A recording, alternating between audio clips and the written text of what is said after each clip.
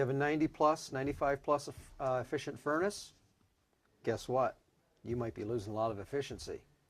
Today, TJ Ewing, certified energy analyst and HERS rater, is going to tell us what a duct blaster does for a conventional forced air heating system. Mike? So we've set up here in our basement a duct blaster, which we connect typically to the cabinet of our HVAC equipment. And similar to the blower door, which we talked about earlier, this is a piece of equipment with a fan that will actually, in this case, we could either pressurize or depressurize, depending on what our preference was, the duct system. So this is going straight into the duct system, and we'll pressurize the duct system to determine how much leakage is going on through our duct system.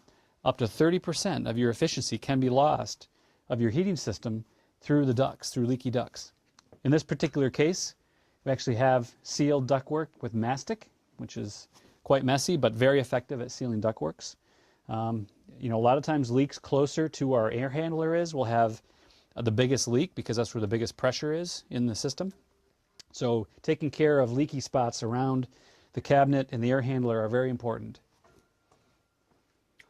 Now, TJ, this is a house here that's LEED certified.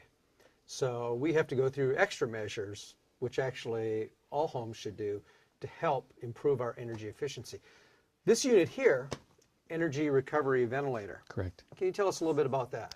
Sure. Once we start building houses that are tighter for energy efficiency's sake, we want to make sure the indoor air quality stays at a proper level for us to be healthy. If a house is tight and there's not a lot of air movement going on, the air can become stale. If there's anything off-gassing, any materials that are off-gassing over time, that can just stay in the house.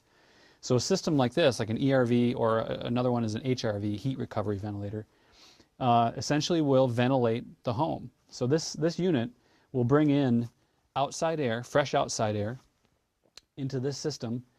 It will also bring in inside air from the house, and these two airflows will pass inside here with a series of heat exchange filters. They will never touch, but we'll take in the heat from the inside that we've already paid to heat, and we'll preheat the air coming in from the outside and then ventilate it into the home.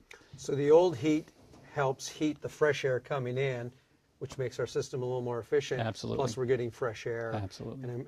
And this works off of a timer, in a sense. It cycles through ever so often. Correct. You can set them on timers, but they also are sometimes designed to be continuous. So they'll go 24 hours a day, bringing fresh air in and expelling stale air out and taking the energy from the inside air and putting it into the outside air.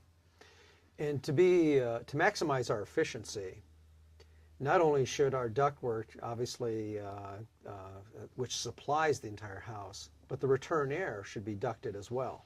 Yeah, commonly, as you've seen in probably many homes that you've inspected or been in, a lot of times the return air is panned, or actually just they use the cavity in the floor joists as the return air side. Right, the vertical stud cavities in the wall, and then the floor joists as well. So Exactly. we lose our efficiency there. Exactly. So to maximize our efficiency, duct that as well. Correct, and one of the LEED certification requirements, this house actually did that. It's one of the requirements for LEED, and it's something that's coming down the pike. I think in general you're going to see more codes throughout the country potentially requiring returns to be ducted.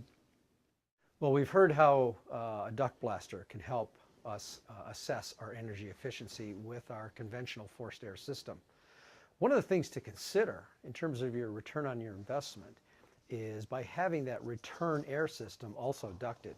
And that depends on your climate and your particular home's situation, where if you have any of the ductwork outside of the building envelope, for example, in an attic application where it's not conditioned air, that may affect how efficient your ductwork system is and whether you need to really have a return air system that's ducted as well. Also, many of the states now are revising their energy code, which will mandate that homes have return air ducts as well. So, good information for you. I'm Mike with Let's Talk Building.